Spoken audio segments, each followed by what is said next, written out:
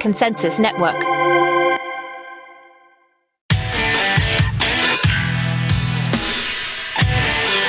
Hello everybody, my name is Daniel Prince and I am the host of the Once BITten podcast. This is a podcast focused on Bitcoin. It's my mission to interview as many people as I can around the different aspects of Bitcoin and help people understand exactly what Bitcoin could mean for them and for their families and for their future. I hope you enjoy the show. Thank you so much for listening. Hello everybody, welcome to this edition of the Once BITten podcast. Joining me on today's show is Nzonda Fotsing. He is the author of the book Bitcoin Kids, and what a great conversation to have during Bitcoin Kids Month in July, which was inspired by Sam Duval at the Prague BTC conference, where she announced this project to inspire as many people around the world to bring as many kids into Bitcoin as possible. That is up to us. The biggest threat to Bitcoin is us, and our mission should always be to inspire and educate the next generation as much as we can. So I hope this one goes a long way to doing that, and that you are sharing these family-driven shows to as many people that you possibly can. And throughout this month, look out for them. There's going to be more kids coming on the show talking about Bitcoin. So let's hope, fingers crossed, we can keep the signal high and we can inspire the generation that are following us to carry on with the good and hard work of educating as many people about Bitcoin as we can. Before we get into the show, and of course, nice little segue, talking about education, keep your own education rolling. It's almost impossible not to. The minute that you step into the world of Bitcoin, your curiosity is set on fire. You cannot switch off the learning. You get pulled down all kinds of different rabbit holes. But we need those companies out there to be able to point newbies following in our footsteps to make sure they don't make the same mistakes that we made in the past. We don't want anybody getting caught up in shitcoins. We want people just to have pure signal. Where can they find that signal?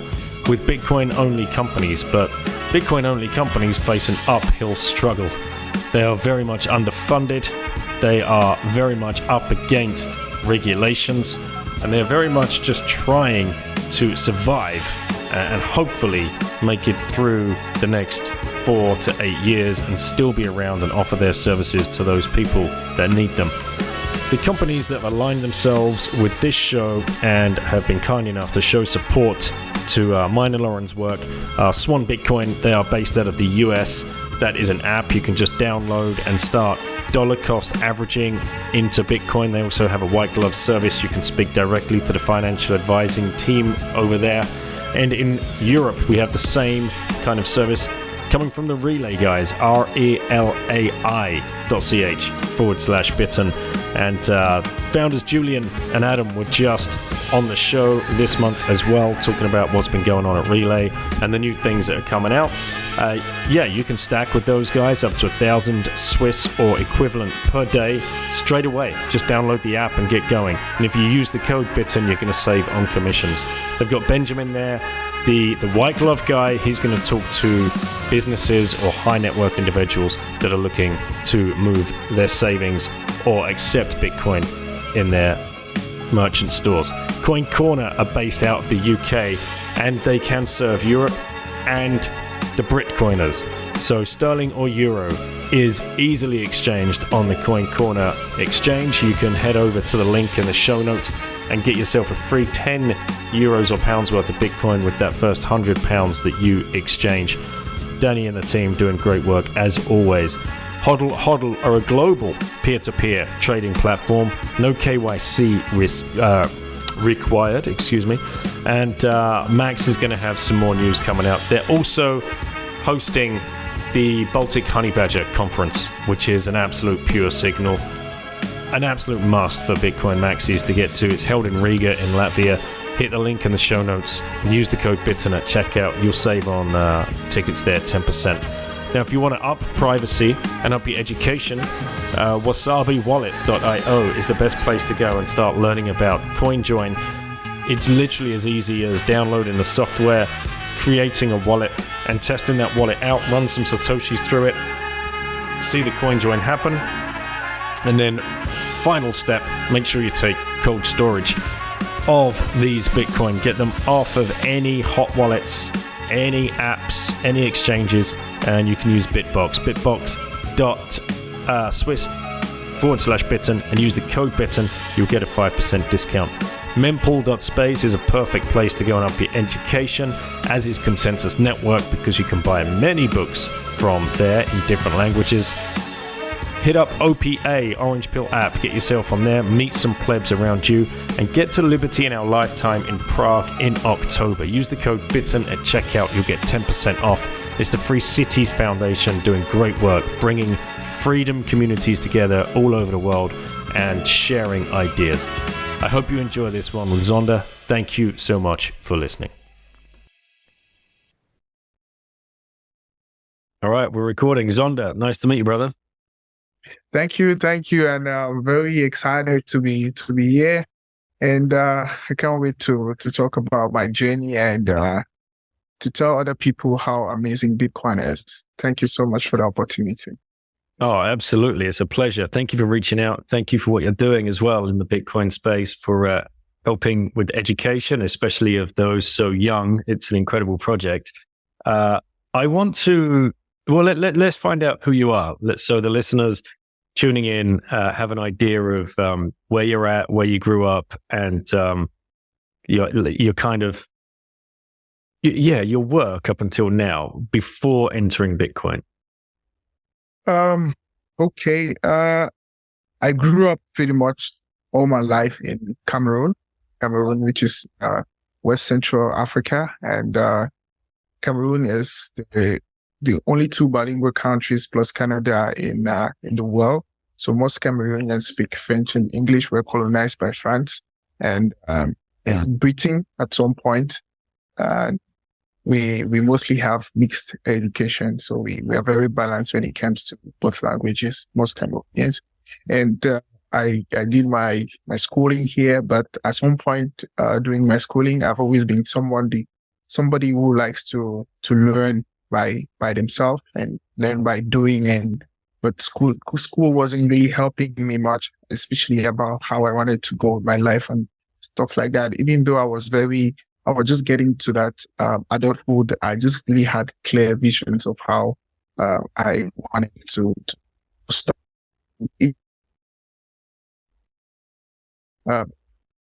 And how inexperienced I was, but I just kept going. So I had to drop out of school at my first year in the university.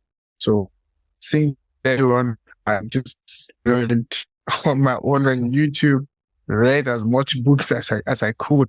And one of the first books that I read was Rich Dad, Poor Dad, and it changed everything for me. And from there, to read about outreaching the poor. I read lots and lots of books that helped to put me in a space where I could create a vision, purpose, mission for myself. So learned how to code, I learned how to do for like 6 years. So I think I left school back in 2012. So from 2012 to about 2014, I learned how to do like skills on digital marketing and website building and stuff like that. So I did website building and digital marketing from 2014 to about 2019. But within that time, I helped people to get online with their businesses and then do some marketing for them online and stuff like that. I work with the local companies and then build a bit of a brand for myself, created a consultancy company. But that was short-lived because during the time I created the company, we had some sort of a civil war in the country. So, and the town where I was doing it was really affected by that. So I had to leave that town, then come to where I am today. So, because Cameroon is French and English, so the civil war was really affected by the English, and I was based in the English zone. So I had to leave and come to this side of the French zone where I've been for about a Bitcoin like rabbit hole, like all of its essence. I was always into the digital space, computer reading and stuff like that. Yeah. All right. Okay. Lots of things I want to ask you about there, just in that opening. You're dropping out a little bit every now and then. We will try and push on, and I hopefully it will pick up nicely on the final recording. Okay. I think it's just lagging, some internet problems, but we'll see. You mentioned colonized by the French and the British at some stage throughout history, and speaking those two languages, having that skill is absolutely amazing. What currency are you forced to use? What's the fiat currency of Cameroon? The CFI, we use the CFA franc. So the CFA francs is being used by 6 African countries. And this is African countries from the CIMAC zone. And we have Cameroon, we have Chad, we have Congo, we have Equatorial Guinea, and then we have Gabon. So those are the countries that use the CFA in Africa. But there's another type of CFA, which is called, which is still by the French, is ZAF. So there is ZOF and then there is ZAF. Right. So if you go to the exchange, like the international exchanges, you see there are 2 types of CFA. There's ZAF and ZOF. So the ZAF is for CIMAC. CIMAC zone is the countries that I just named, right? There are 6 of them. And this CIMAC zone, they have one central bank. That one central bank is Yaoundé in Cameroon. So that's the headquarters. So every year or every now and then, they have a general meeting of the 6 presidents where they come and sit here.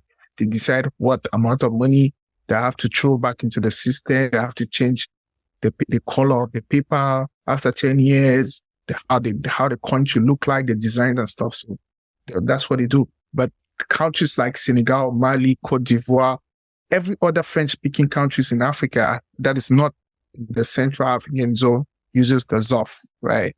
So we have in total, France has 18 or I think like 16 or 18 countries in Africa that use money that's been directly controlled by France as intellectual property over that money and whatever thing that happens to it. It's a crazy system. And I know Joe Nakamoto did a little documentary on this, which was very educational for many of us.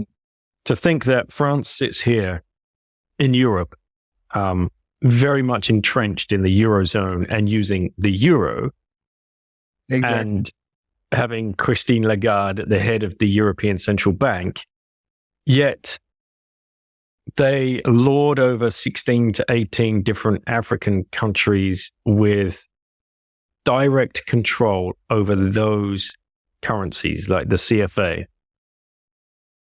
Yeah. When did you ever question that growing up, or was money just the money with the nice colored paper with the people's heads on? And what do people think about that? So, I've always been very curious about understanding what money is really all about, and like why are we using the money we are using? I was a bit afraid at the time because the way we grew up is not about asking questions. It's about just obeying and then doing stuff that you're being told to do, right? So, yeah, I used to bug my dad for a few times and then just asking questions about, like, why are we using this? Like, why is Nigeria having Naira? And then why is CIMAC zone 6 independent countries using this? I used to ask my dad questions like that, but he wouldn't really give me a satisfactory answer. So, and then I just started doing research for myself. So, but Bitcoin was a bit far-fetched at the time because at this time around was like 2012, 2013, 2014. Bitcoin was far-fetched. So, but I just kept doing research, and as I got matured into the research, I began to unravel how the system behind the functioning of central banks it's a fractional bank reserving and other stuff that the central banks do just to make you understand that they are using whatever means they can use to control us, and we have nothing to say about it just because they are central and just because some people voted them democratically for them to sit at that position and do whatever thing they want to do. So the more I discovered that, the more I wanted to get angry with myself. I wanted to get angry with the people around me, like for not telling me this stuff. But I just realized that it's not up to anyone to tell you whatever thing is going on, right? So it's up to you to look at it, look at how damaging it can be in the long run, then try to figure out a solution for yourself. And once you can help yourself, you can help the other people around you. So that's exactly what I did. So I just like dive into learning, watch lots of documentaries about money on YouTube. I read a lot of books about money on different kind of topics. And I was like very, very equipped now to speak to somebody, tell them that this thing is just paper. Like even before I like got really into Bitcoin, yeah, I already knew that this thing is just mere paper. Any day, anytime, you can say whatever thing, reduce the value of it, increase the value of it, do whatever thing they want, and we'll just sit here and no matter how it works, there's only a level where you can go, except you're part of the system. So if you're just a natural person, you don't want to have anything to do with politics, you don't want to have anything to do with the system, you're going to suffer, right? So because there's something that is controlling you and you cannot just see it on a day. So it's not yours, but it's there. So you have to be very critical in thinking. Then you have to become an intellectual rebel to be able to figure that out and then say, this thing is not for me. This is too much noise. This is I want to look for sick. So it was very frightening for me having these discussions at first because a lot of people don't understand. And people ask me like, why do you even care? Why you bother? Don't you eat every day? Don't you sleep? But I just kept researching and gradually I began finding people that also were doing the same thing, and people who began to understand, and people began to like think about it from a revolutionary perspective. And that's how Bitcoin came into the whole scene. And then everything changed. Like everything changed completely. Yeah. You had that brain rewiring like many of us have had. You mentioned your father there, asking him questions and not being able to explain exactly what money is. And I think we've all probably experienced that at some stage in our life. What was his profession? What was he working as when you were growing up? So my father was just a mere trader. So my father had like a brick and mortar shop where he does and buy and sells of all sorts of shoes that you can imagine. So my father was selling shoes. Yeah. And, right. Yeah, he did that, I think, right on from the time I was born. Right. Like really right now, he still does that. So he has been doing that for so long. And while I asked him, like, why are you doing this for this long? He said there's nothing else that he knows how to do best than this. And, when people get older and they're accustomed to something, changing is really very hard. So I just do whatever I can to just support him and then allow him to continue doing that as well as he can. Yeah.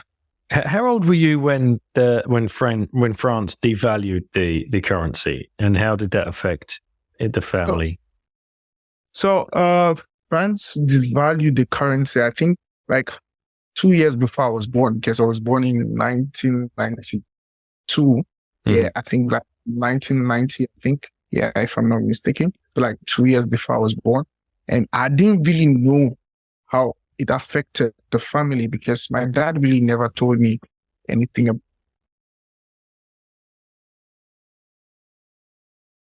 about that. It really like changed everything for my dad because prior to the time I was born, my dad had a shop, right? So he had like a really, really big shop where he used to sell stuff for babies, newborn babies. You just come to the shop. It was like a mini supermarket, like back in the days. And in the market where he had the bigger shop. but something terrible happened to the shop. The shop got burnt one night and everything was erased. And since then, he never recovered from that. Like, he started doing the shoe business as a recovery for that, but he never really did recover. Like, he never really did. Like, even up to now, when we have discussions, like that trauma, that failure of that aspect is still affecting him up to today.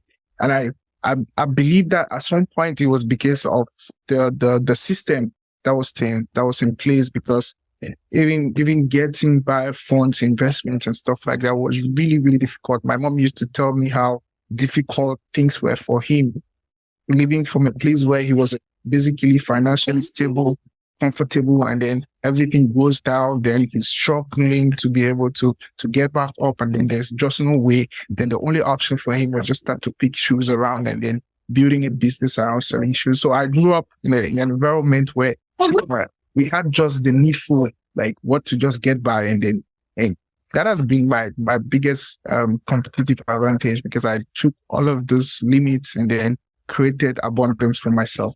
Yeah. Wow, what a rug pull, huh? You get your currency devalued by, what was it, 50%? I don't remember the exact. Right, okay. I think 40, 50% or so. Yeah. So. And not only that, your business gets burnt down. Oof. Yeah. So not many people recovered from that currency devaluation and every negativity that came with it. There's so many people that,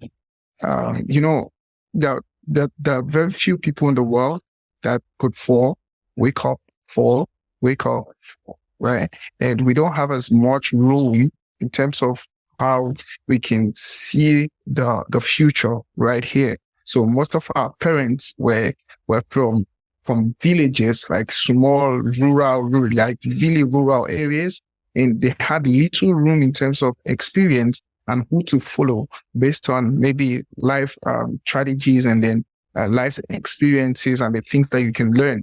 So most of the time they just do some stuff all by themselves. And, at the time, the internet was not as open like right now, where you could go and just pick information, to ascertain and try to practice before you can learn. So at the time, your environment was pretty much the best resource you could use to be able to build something in your head and then move forward. And if your environment is limited in itself in resources, that kind of indirectly tells you how limited you two can be in terms of how far you can go with certain things. That's why some people, when they fall, it's hard to wake up. And the next thing that happens is people begin to pity themselves. And when you begin to pity yourself, it creates a more environment where the people, even the children you give birth to, don't really see themselves as enough. And it's like a vicious cycle. So that has like the ripple effect has different facets. If you really look at it critically, yeah, it was really bad. And you mentioned the area in which you were living entered into some kind of civil war. What? Yes. What sparked that? What was that about? And I'd love to learn a little bit more about that history. Yeah. So, in Cameroon, like I said, we have French and English, like official language. But the interesting thing about that is only 2 regions so Cameroon has 10 regions, right? And then only 2 regions in Cameroon speak English. 8 other regions speak French, right? So that means that in terms of legislation, in terms of governing, we have to either have English or French. So on the English zone, we have what we call a common law. And then on the French zone, we have something civil law, because that's how the French do their law system and stuff like that. So then we need to have English people that are also represented in the government in different aspects of the public sector and stuff like that. And then one thing that I noticed while I was growing up, French people from the French side of Cameroon tend to want to marginalize or minimize or disrespect people from the English side because they're small, because, and this happened for so long. And the the first opposition party that was created to compete with the other party, which was on the English side, was created by an Anglophone person. So by the 1990s, like 2 years before I was born, there was an election, and from every indication and the researches that I've read online, the person who headed the English party at the time had won the election, but the election was rigged. So the French person, who is the current president up to now, continued being president. So the marginalization actually had an effect from that time, even though it was happening prior to that, even before they are independent and stuff like that, because we wanted to join Nigeria, right? So we wanted to join Nigeria, but the president, our first president, Aijo, came, and then we had like a meeting I think that was like 1960 or so, and then he put out a vision that Cameroon, which was first one, but was divided after, because we were colonized by Germany first, but after the Second World War, when Germany lost the Second World War, the country had to be divided between France and Britain. So that's why we have two languages. So maybe if it was just Germany, we just had like maybe one language or so. So it was after so the Cameroon was one, right? And then, so fast forward back to the 1990s, this guy won the election, but the election was rigged, and it caused a lot of turmoil at the time. And then a lot of people, intellectuals on the English side of the country, started thinking of this marginalization that kept happening. For example, you could go maybe to a police station, and then you want to do maybe your ID card or maybe an official document. So the policeman might ask you, like, what's your name? So if your name has English, they might just put you aside. So maybe for you, like, what's your name? Is your name has French? They say, oh, come. Especially if the police is French, because most of the official officers are French people, because they're the majority. So they tend to favor French people and they marginalize. So this is where the idea of revolution started, right? And then the immediate cause was when back in late 2016, lawyers from the English-speaking region were beaten by police people, right? So a lot of people this is enough. We've taken too much from these people, and then we need to. So it started a really, really big civil war but when I say big, it only affected the rest of the world, the rest of the nation, only by just word of mouth. But the actual fighting and the shooting was happening around the area where I was, like the English part of the country, right? So this created rebels, because these rebels now wanted to like separate the country and then make the English part, the country on its own, with sovereignty and all of that, right? But the French part will not accept that to happen. So what will happen is that they will come, look for this rebel, kill them, and in the course of that, they'll kill civilians or burn civilian houses, misery, poverty, everything just mixed, So, yeah. And the day before I left, somebody was killed right in front of my office, because I was running a smaller consultation company for digital marketing. So somebody was killed like in a pool of blood. I didn't really see the shooting, but I saw like how somebody was dying and dying and dying and dying. So, and I'm like, I need to leave. The advantage I had was the fact that even though I grew up in the English part of the country, my parents are from the French part of the country, right? So I have like a balanced culture. So I could easily just blend. So if I speak English, you feel I'm English. So if I speak French, you feel I'm French. And especially my name looks a bit French and stuff like that. So that's how I left the following day. Then I came to Douala, which is the economic capital, where I've been ever since. So I never went back because of the old trauma, left my house, the office, and the small things I've been putting together. Then I came back and then just started like from scratch. Whoa, man. That's nuts.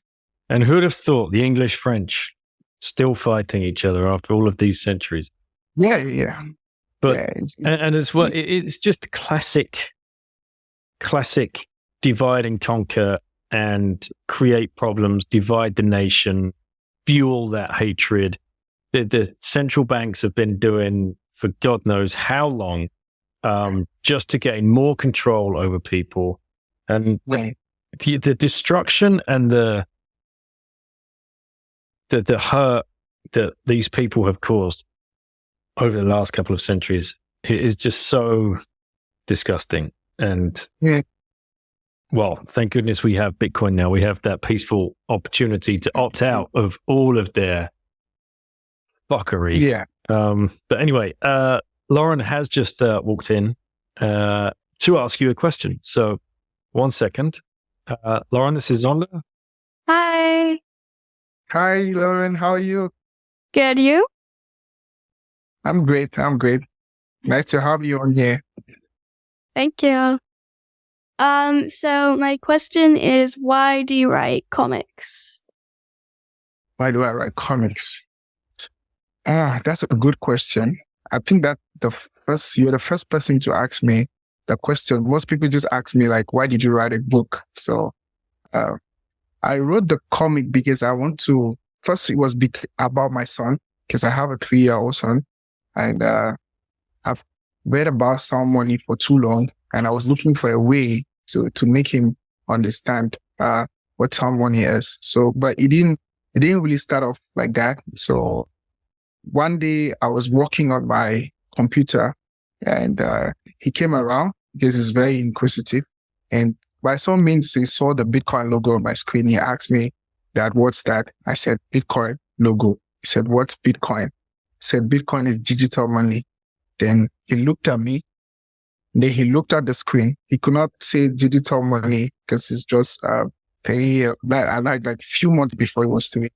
And then it dawned on me that I might know as much as I know about Bitcoin. What about him? Right? So it was first about him. So I decided now that I would embark on a mission to create content that will be customized to his to what he sees every day, and then put Bitcoin in the mix of that, right? So that's exactly Bitcoin Kids book. That's what it's about. And I realized that as I was doing the book, there are other families just like me who have kids and who would like to learn about sound money, Bitcoin, all the advantages and stuff like that. And that's how the mission kept getting stronger, the purpose, the vision and everything. And it has just glued me, and there's nothing else I want to do rather than just telling families and people that do care and about Bitcoin and how it can be transformational to every family member. Yeah. Yeah, it's the best thing to make comics for little kids like 3-year-olds, because that age is when they start asking why about everything. Yes, they do. Yeah. Would you want to always ask your... go ahead, All right. Nzonda. So I'm saying kids always do ask a lot of why. So, and I was very afraid not to disappoint him.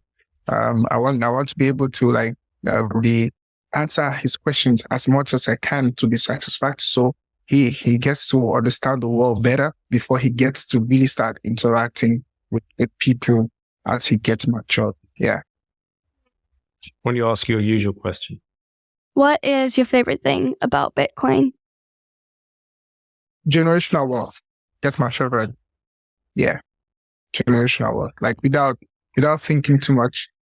I just like narrowed down everything I've learned about Bitcoin, generational wealth, because I'm a family person and I like legacy, right? I like to leave something behind for the next generation. And Bitcoin is the best thing that I've seen that does that for me without me trying to do too much, right? I just need to work as much as I can today, hold it as much Bitcoin as I can, and everything else will take out itself.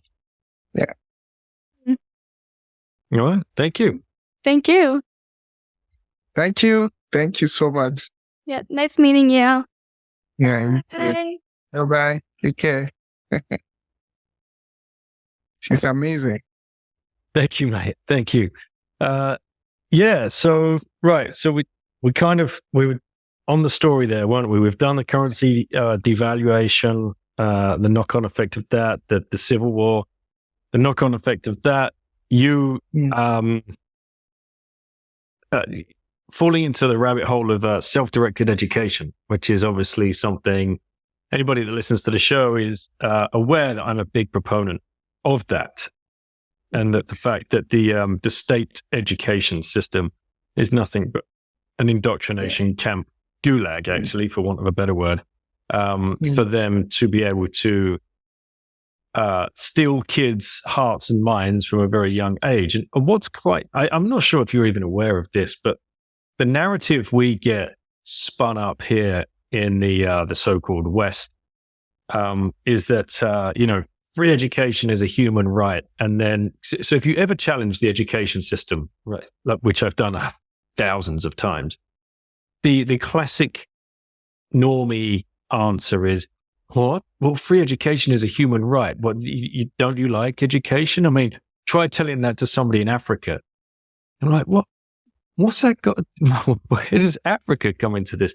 They have this kind of idea in their minds that Africa is, grossly undereducated, and we need more schools out there. And I'm trying to tell them the last thing we need is to send indoctrination camps anywhere in this world. And I don't know why people are so hung up on Africa as a nation.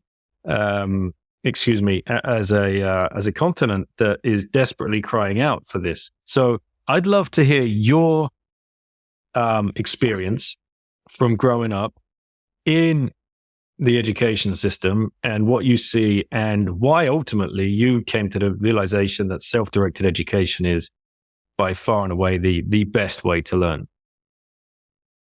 So with my experience, I sometimes, when I look back the environment and how far I've come, my environment I grew up didn't really propel me for where I am today. But there was, I don't know, maybe by some sort of privilege or stroke of luck, or I don't know how to put it, I got to embark on a journey of self-development, right? And this is because I've tried to narrow it down. This is because I grew up in a place where I lacked a lot of stuff that I wanted as a young boy growing up, right? But I turned the lack into strength to give me more knowledge to be able to provide those things that my parents couldn't give me for myself, right? And that's how I got into the part of self-improvement, because if I improve myself as much as I can and build my skills in as much as I can, I'll create abundance for myself. And once I create abundance, I'll be able to get the things that I didn't have. And then it's been like a roller coaster of ride. It's a bumpy ride. It's not really smooth because you have to look at something and really don't have a mentor. You look at it, you try it, it doesn't work, it fails, you try until it works. And then you pick other things. So you try to build a whole system.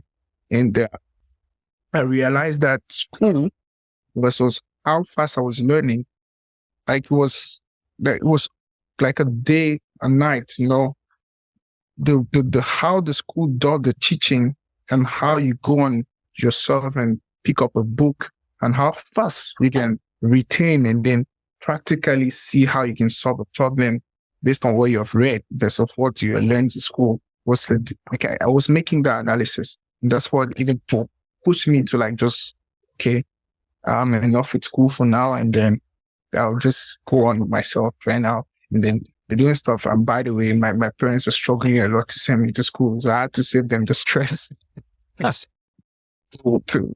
do that. And but it took a lot of time for them to realize that I was actually making a good decision for myself. It took about eight years or so, because when I left, I struggled. It wasn't really like I wasn't getting everything right. I think most often I was getting things wrong, but I kept going because in my head, I knew that even though I'm not getting things right, I'm learning in the process. I'm learning how to feel, how to win, and how to go about life.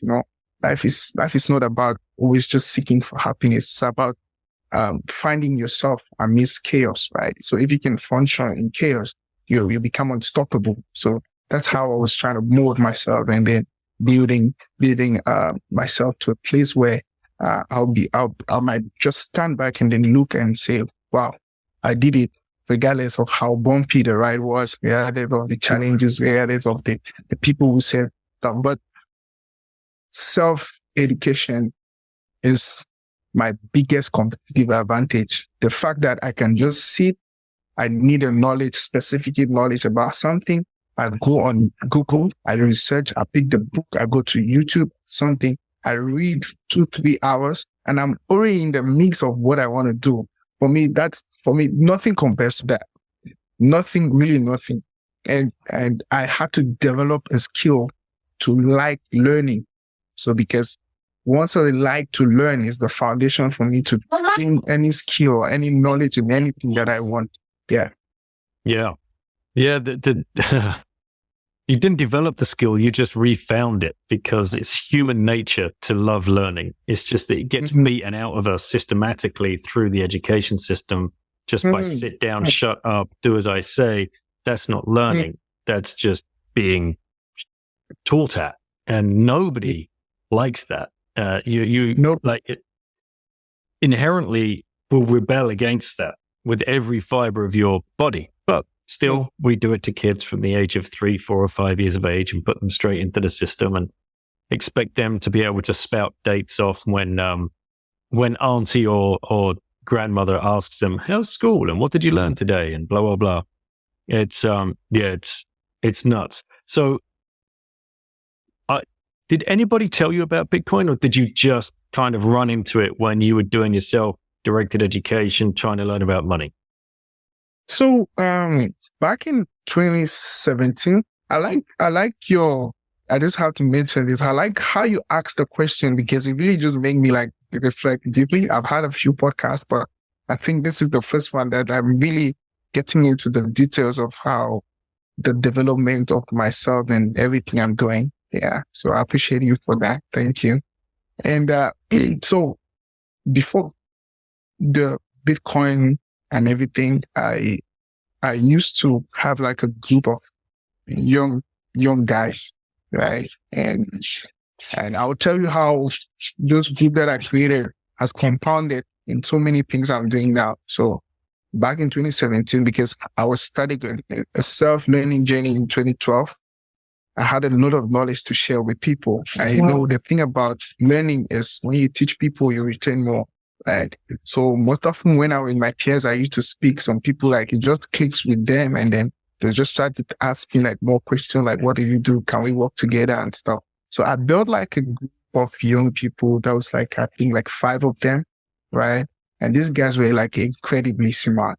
Right. And, it was not like a mentoring session. So with my small office, every now and then we have like meetings twice a week. They'll come and then we'll sit and then look at money at the time, to look at what money is, what economy is, what business is, like different things, right? We're trying to like create a really mastermind group of where there's no lack. So if there's somebody has a strength in this, right? So we build like a really formidable, and that's how Bitcoin got into the mix, right?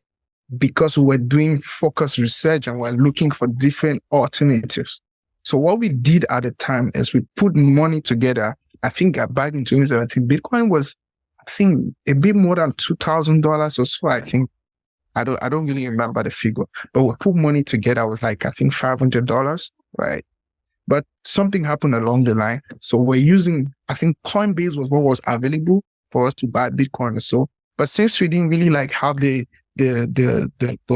directives on how to really buy and stuff. So yeah.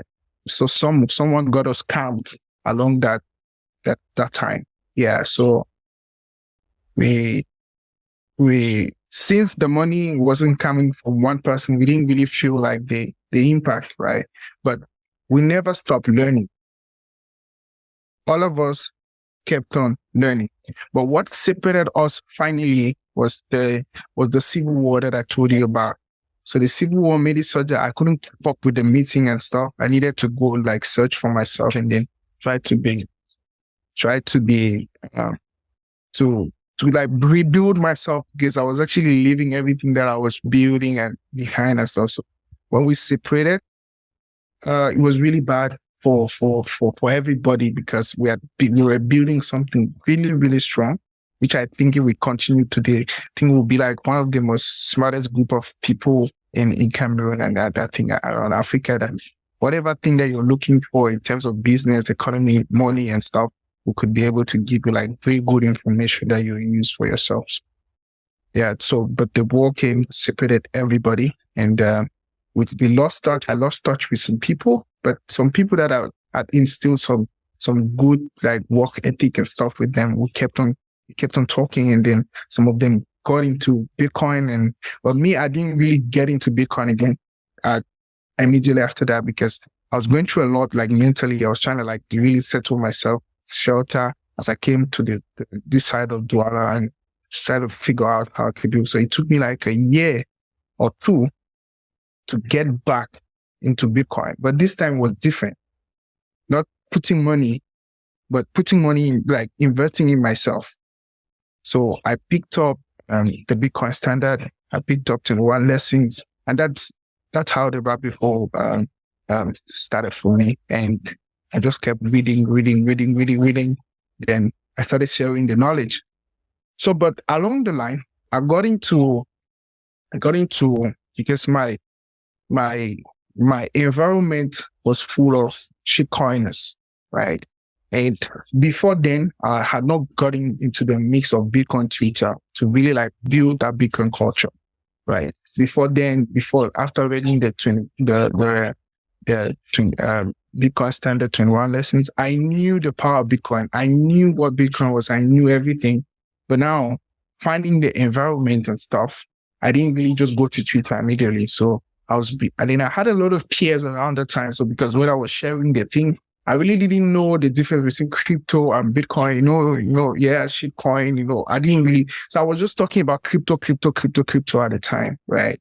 And this attracted most of these people who do trading and MLM around me. And then I got into some sort of Ethereum, and then I became now a blockchain developer. So I built some tokens on Ethereum and stuff like that.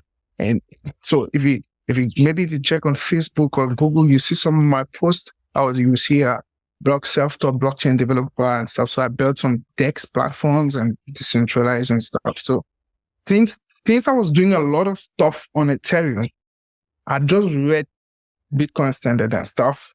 I knew how powerful Bitcoin is, but I didn't know that Bitcoin was that open until I got to Twitter. I started out following some specific accounts, getting into more Bitcoin books. Then I started shifting all the charts of Ethereum, all the other cryptos, and little by little, somebody was saying something about Bitcoin. When you learn Bitcoin after 1 hour, there's a certain way you think after 2 hours, after 10 hours, after 24 hours. So I was in that space. The more I learned, the more I removed the noise, and then I was just looking only for the signal. So I was just removing the noise, leaving the signal. And now it's just all about the signal, because it's been like almost 2 years of constant learning on Bitcoin. So I really don't think there's anything that somebody else can tell me about other cryptos that would make me look at Bitcoin differently. Because at the time, we don't have as much knowledge about it. When somebody brings out different thing, and especially when you look at how their life has been transformed by what they're talking about, you need to think like, hey, maybe this could be a good idea, But yeah, I'm in that space where now it's all about the signal. Yeah. Awesome, mate. And again, somebody else that has learned so much from Bitcoin Twitter, myself included. As many as the books that I've read, I wouldn't have found half the books, I suppose, if I wasn't lurking on Bitcoin Twitter. And then you go through stages, don't you? First of all, I remember doing this as well. You start following a few people, you're like, these guys are mad as fuck. Like, what are they like? They're talking about everything. and everything's a Mhm. lie and everything's a scam. But somehow what they're saying makes way more sense to what is being originally said or espoused in the mainstream media. Such an incredible journey of it's definitely, it's shaped my mind in so many different ways, and it's been an absolute honor and pleasure to have finally met some of those people. When you get to the conferences, and you Yeah. can find the people that you've been following, whether that's their real name or whether that's a name, and then you suddenly twig, it doesn't matter. When you actually meet those people in real life, and you they could have a completely different persona. But of course, what they've written on Bitcoin Twitter, especially, has shaped so many of our thoughts. Yeah. Yeah. Yeah. Like you're saying, I wasn't really a Twitter person, but Bitcoin been making me like my most active app when I look after the week is Twitter. I spend all of my time looking at feeds, and then there's just so many interesting things about Twitter and Bitcoin, and it's because of the way Bitcoin really just transcends every facet of life. It pretty much fixes everything. So there's really always new and fresh content about Bitcoin, about something that it has fixed, and maybe what the shitcoiners are saying, and you always have to be able to have this information, because like I was just saying, I live in an environment where somebody can challenge you to a question, and then if you're not prepared, you might make them doubt Bitcoin, and I want to be I don't want to be the person who creates doubt about Bitcoin for somebody just because I don't have as much knowledge about what they're asking me. So I go to Twitter, I lecture some tough questions about orange pilling people, learn, because you never know who is out there willing to just challenge you and then make you feel a bit less of knowledgeable about what you're doing. And I met most of these people, and I literally almost all the time just put them back at their seats with some really pertinent questions and stuff. So, and all of that is coming from Bitcoin Twitter. Yeah. Excellent. Yeah, it's a brilliant way to sharpen your tools. The you mentioned the Coinbase earlier on, which was obviously one of the services available to you back in 2017. How's that kind of developed over the years? How many on-ramps to Bitcoin do you have now? Is there a lot of services available to you, or are you still dependent on, big corporate like clusterfucks like Coinbase? When I used Coinbase that time, my experience. So I think what happened in this time is like somebody cloned Coinbase website at the time, and then they used it to scam a lot of people. And I was part of that. So yeah. And since then I just had like a bad experience, and I've never used Coinbase again. And they're just like tilted to anything that is just really Bitcoin related. I've never used Binance. I downloaded the app once because I was trying to do some research, because I was at, I worked at Paxful. So I was doing some research with different exchanges and then seeing their features. So yeah, most often I'll just get into these other exchanges just to see how it works. But everything has been just Bitcoin focused, right? And I use Moon Wallet, Sparrow, Electrum for different purposes, and few links for different things. And there's just a lot of things in Bitcoin only services that you don't even need to think about what the others are doing, So I don't know how Coinbase has developed so far. I heard a lot of things going on. The founder with the US and the regulations, and I really just want a way where, as time goes on, most of these older people will think that they can use the name of Bitcoin to get their way around. I just want them to get off, and so the road gets bigger for more and more people. We need to know Bitcoin for what it is truly to join the network. Yeah. When you're talking to newbies or your friends and family and they're ready to hit that buy button. Do you have ATMs around Cameroon? Is it easy to find peer-to-peer Bitcoin, or are you still completely dependent on internet services? No, so we don't have like Bitcoin ATMs. There are a couple of people that are looking to bring such projects here, but I think we're not ripe yet specifically for Bitcoin ATMs. So Paxful is one of the go-to places where people can just go buy Bitcoin P2P. And so I've been able to build myself like around people who trade Bitcoin a lot. So let's say I have $5,000 Bitcoin and it's 12 midnight and I need cash. So I have like 5 people that I could just call and, hey, man, I have some Bitcoin. I need cash. I send the Bitcoin. They send me the money through my mobile money. So it comes directly to my phone and I could do what I can do. So I either use like a platform like Paxful, or I just go to the people around on WhatsApp. They're always everywhere. And since I've been doing lots of trade with them, like for money that I want to use and stuff, there's that trust. And, it's pretty much particularly for me, it's easy for me to go about my life, like that. So I just do that. Then I'm looking for like different new services, like, a gift card, like buy a gift card with Bitcoin and stuff. So, and then I also use Bit Refill a lot to buy airtime, Bitcoin. Yeah. So there are these new things I'm testing. So I'm gradually building myself to be using just Bitcoin. I want to like maybe sometime next 2-3 years, everything around me, like, with just me using Bitcoin everywhere, anything that I want to do. And I'm also trying to talk to some businesses, places where I really go around, maybe on weekends to take a drink, to orange peel them. It's a whole process, but I think they'll come along.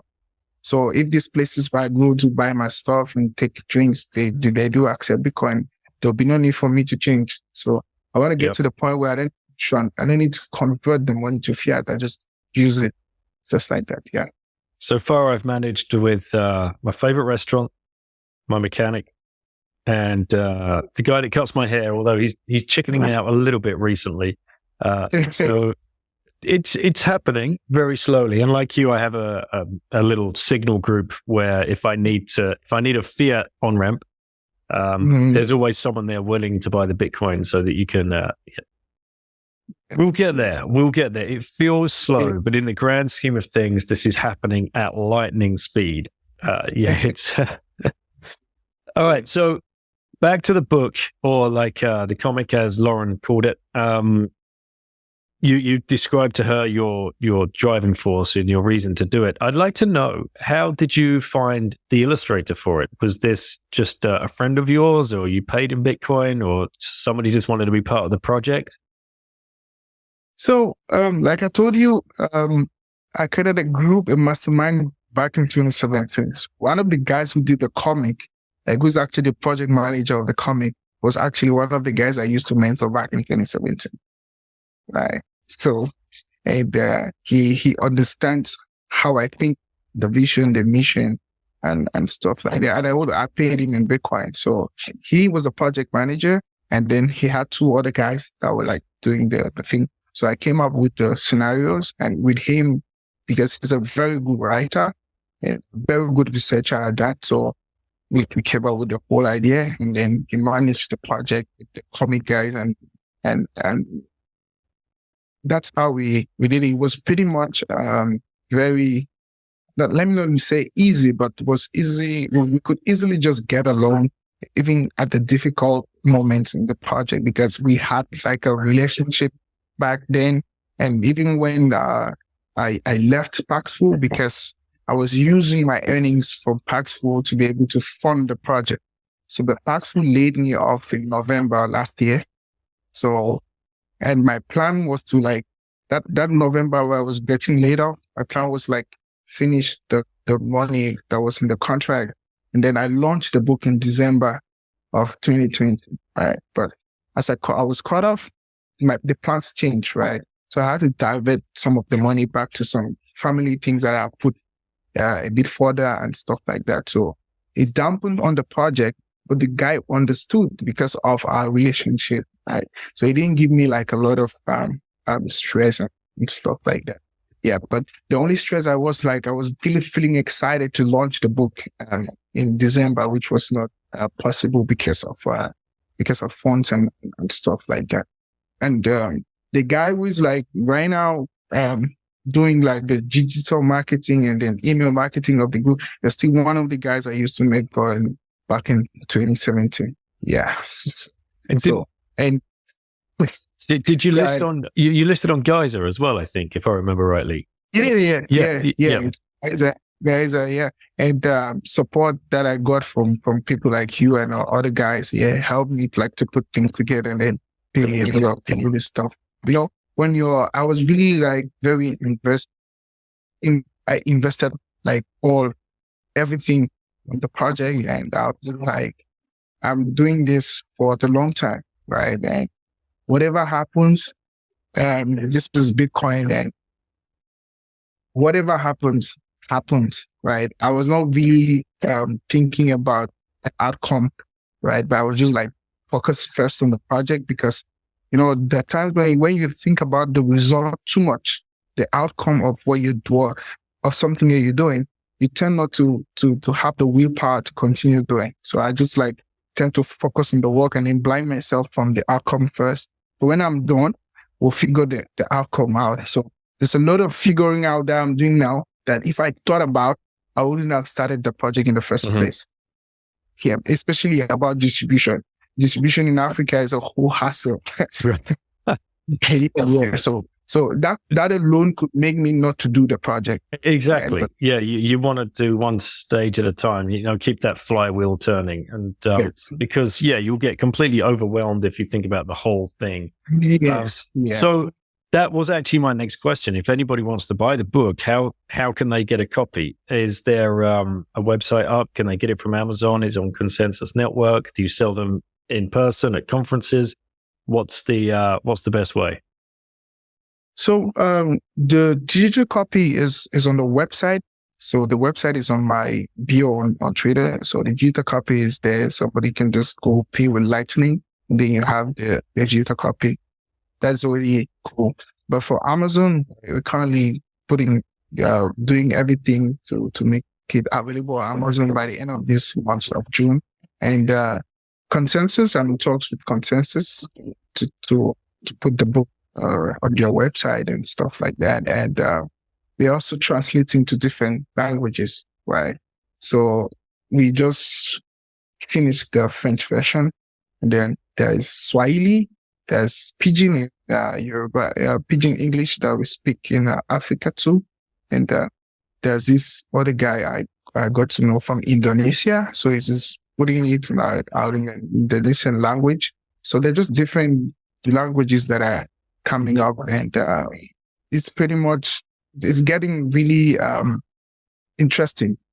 But the biggest challenge I've had is distribution in terms of physical copies, right? Like what I started doing is sending out digital copy to Bitcoiners around different countries in Africa that I know that I've worked with. But the issue is these people have their own things that they're doing. And so when somebody asks that they need the book, sometimes the delivery is late, sometimes there's customer service and stuff. So it's really, I'm still trying to figure out a solution for that. But I know Amazon, once it's on Amazon, is going to help a lot because Amazon pretty much takes care of everything. Yeah. So, but there's this other company that does distribution in Africa. So I'll begin to start talking with them sometime next week. So there's a lot of figuring out to do that I'm currently doing just to make sure that people get the book easily. But the physical, the digital copy is what I can say 100% that once you go to the website, you click, you pay, you download, then maybe when Amazon comes out, yeah. All right. Excellent. Mate, I'm going to ask you the final question. Yeah. If you had one last orange pill left to give to somebody, who would you give it to and why? Ooh. That's a tough one. uh, I think I'll give it to my wife, right? I'll give it to my wife because I think she's going to live longer than I am. And I think she has pretty much everything that it takes to keep the family afloat. She has a heart of gold. She can really look at the future, and if she has a security of Bitcoin, I think she would let the legacy go on pretty much the way me and her have planned out so far. So I think she deserves the last orange pill. Yeah. Beautiful. Right now, does she think you're just some crazy dude that talks about Bitcoin all of the time and put too much work and effort into a book? Yeah, before she thought that I was crazy, right? Yeah, but when she sees the conviction, the consistency, the purpose, the mission, and how that has renewed me as a person and is affecting her positively, she begins every day to realize, and especially when I talk about the generational wealth aspect of Bitcoin, how that can keep us in a very, very safe place, because in Africa where I am, people don't really talk about generational wealth that much, right? So you have like very few families that are full like stuff. I think we're the very, very, very first to be able to really look at Bitcoin and say, oh, this is going to be something that is going to live forever. So like, it's better for us to just hang on to something and then see how we can really just help everybody in the family. And she realizes that. So I was talking to my father-in-law about Bitcoin, and I just narrowed it down to generational wealth after talking about how secure, how unhackable and everything Bitcoin is. So I just went straight to generational wealth. And I was just telling him that, if you put 0.01 Bitcoin, which is about considering the price of Bitcoin today, which is about, I think, 200 and something dollars, right? And when you translate that, that's like 150,000 francs CFA. You put that in Bitcoin and leave it for 10 years, and you might be a billionaire in CFA. I was like, how is that possible? Right? But I made him to understand that. I showed him the charts of the halving, right? And I told him why it's halving, right? No matter the fact that it's halving, but the value of the value of the present is way better than the value of the previous, even though the value of the present, the number of the present is smaller. So I explained that to him. I was like, wow. Then, they always have this conspiracy talk, like who controls Bitcoin, So I had to open the Bitcoin code. I opened the Bitcoin white paper. I told him, I showed him like on GitHub, this is the code, right? It's something that I could write. So just like I go to YouTube and I tell YouTube that fetch me this information, that's what the code does. And nobody controls the code. The information has been there ever since. So I tried to like give him like some really practical lessons, and thank God he's been orange filled. He's 60. So, and he always like asked me these really very interesting questions. And you dropped out, but you're back. Yeah. You said he always asks you very interesting questions. Yes. So he asked me like, where does the government intervene when it comes to Bitcoin? I told him that the government has no intervention when it comes to Bitcoin. Like Bitcoin, especially if you self-custody your Bitcoin. So this weekend, I'm going to be talking to him about non-custodial and custodial wallets. So I'm taking him on like a gradual process because I actually want him to self-custody his Bitcoin.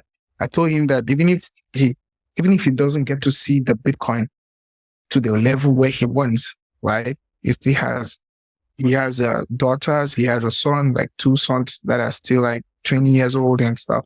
So he could build a legacy through that for them. And yeah, he's very interested in understanding how he could just save money and then leave it for the kids and stuff like that. So So I'm going to be taking him on that journey. Yeah. Love it, man. You're doing Satoshi's work. And it's so great when you can hook in a family member and have them listen to you and not give you the side eye like you're that crazy dude. So why do we keep inviting him? All right. How come, if anyone listening wants to add some value to you, either by helping out on your project or buying a bunch of books to give out to their communities or shipping them to a conference or something, how can they reach you? What's the best way to get in contact? So the best way to get in contact and get a reply like in less than an hour, 30 minutes is Twitter, right? Twitter. Yeah. And on Giza, we've updated the project. So we have a plan from next month to go to different African countries. So we go to all the countries that are on the coast of West Africa. So we have Cameroon, Nigeria, Togo, Ghana, Benin, and Cote d'Ivoire, right? So the project is on Giza. So we are actually raising funds for that. We want to go with about 2,000 books, right? So we go to communities where places that accept us. We organize something and then talk to people about Bitcoin. They leave books with them and go to the next country, just like that. I want to do something like that when school resumes in September. So we start another stuff and then, so we're currently raising funds for that. So if somebody wants to like say, I want to help with 10 books, I want to give you guys 50 books or something like that. So Giza is a place where you just go make a contribution and stuff.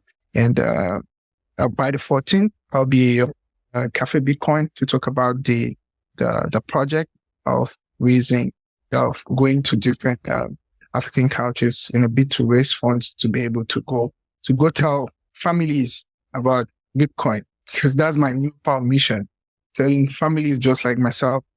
And there's this guy I follow a lot. He's called Naval Ravikant, right? Yes. And so he says, when you do something that is a reflection of yourself, you're authentic and there's really no competition. And how you do it, you just do it differently.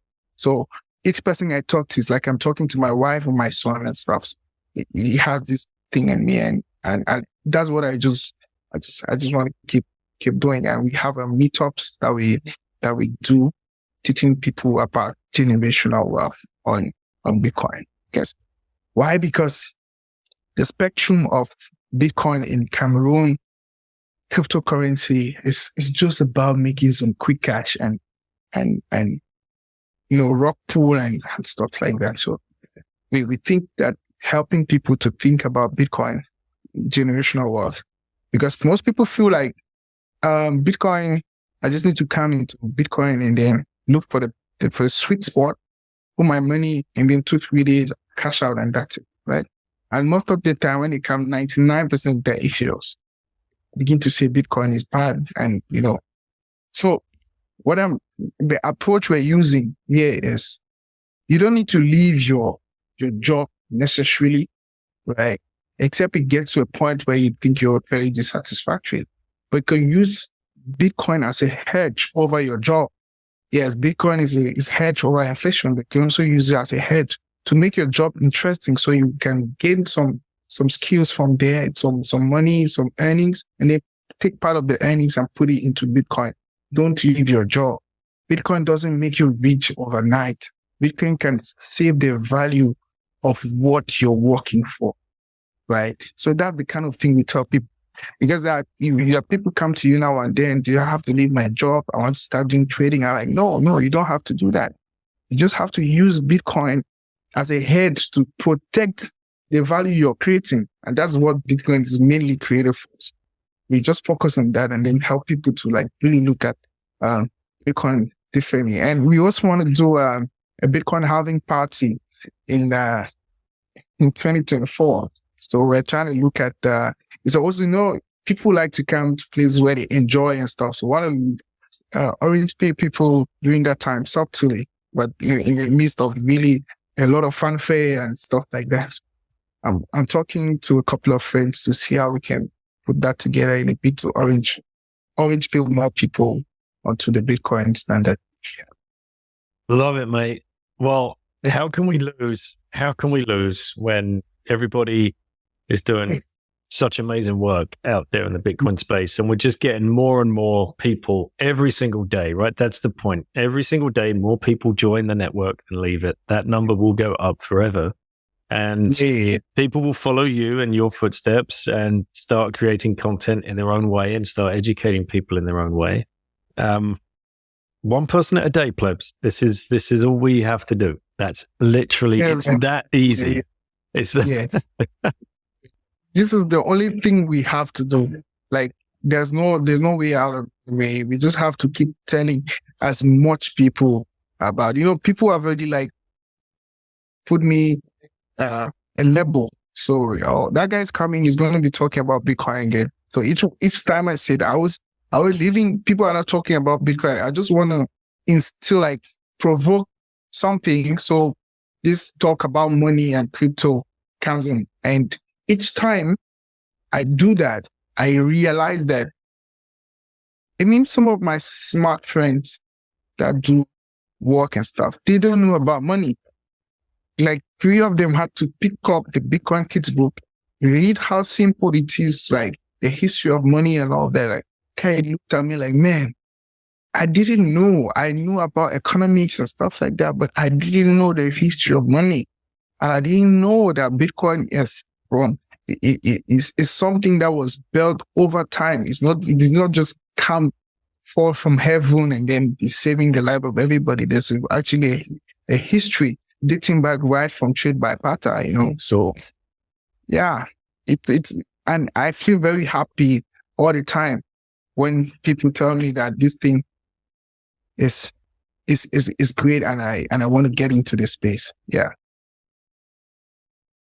Well, mate, we'll leave it on that very positive and inspiring note, and I appreciate you coming on.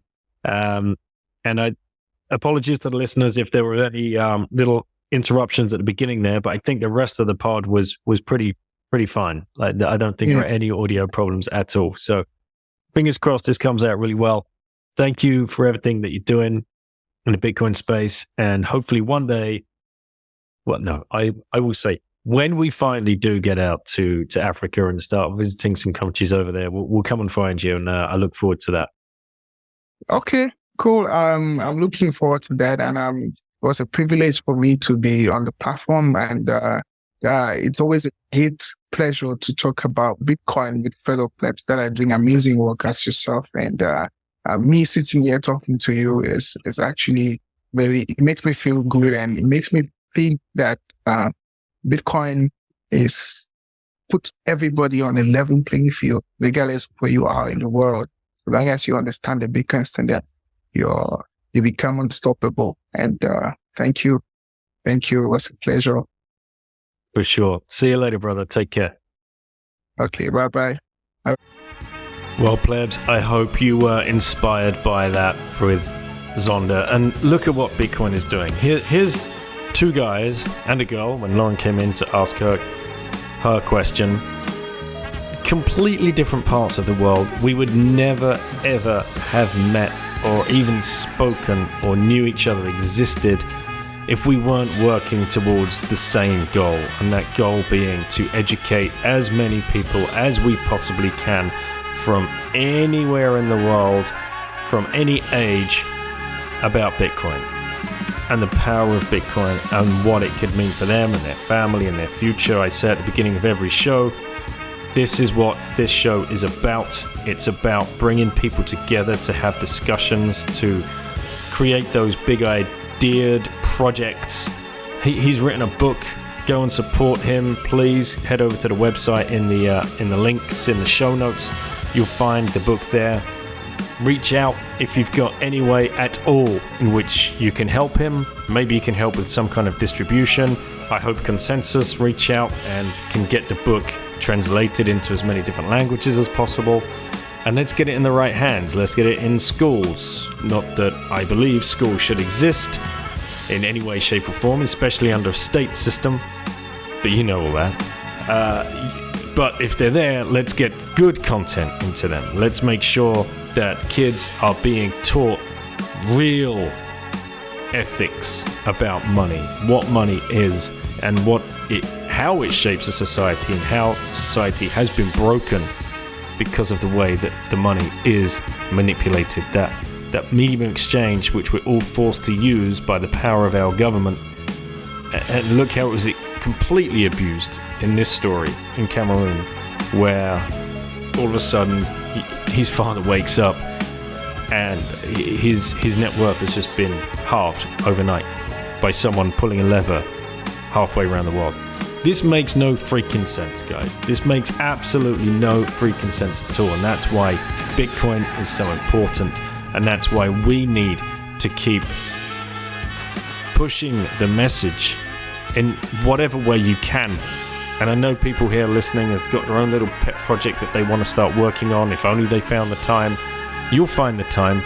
I know you will. And when you do, you're going to deliver something very, very powerful that might only change one person's life and improve their family. Or it might change hundreds, or it might change millions. It doesn't matter. We need us all singing from the same song sheet, and that signal just to be blasted out every single second of the day. And we need more plebs to do that. There is not enough Bitcoin content out there. As much as you think there is, we always need more. Anyway, that's my rally cry. Thank you, everybody, for listening. Thank you to the show sponsors. As always, you can stack with Swan, Relay, Coin Corner, and Hodl Hodl. And you can always up your privacy, learn about CoinJoin, get over to wasabiwallet.io. And Bitbox have you covered to make sure you take complete control of your Bitcoin. This is the most critical thing that you could do. If you've been listening to the show for a little while, you know I'm a big champion of this, as are other Bitcoin podcasters. Not your keys, not your coins. Get them safe. You can go to bitbox.swiss/BITten and use the code BITTEN for 5% off the Bitbox 02. mempool.space. Get over there, have a look around, have a tinker around, click on a block, see what's in there. It blows your mind when you actually see some of the sizes that are being moved around the world in these blocks. It's absolutely incredible. It's a brilliant visual tool as well, and it's a great way to orange pill your friends and family. Get to a conference. Liberty in Our Lifetime is coming up in October. Free Cities Foundation are putting that one on. 10% discount using the code BITTEN. Use the link in the show notes. Download Orange Pill app. Find your plebs. Let's make sure we're meeting with each other and creating these events, these meetups, these workshops. Create a conference. It doesn't matter. Get in front of real life Bitcoiners. It will change your life. I'm going to leave it on that. Thank you so much, everybody, for listening. Thank you, Consensus, for hosting this on your YouTube channel, and I'll catch you on the next show.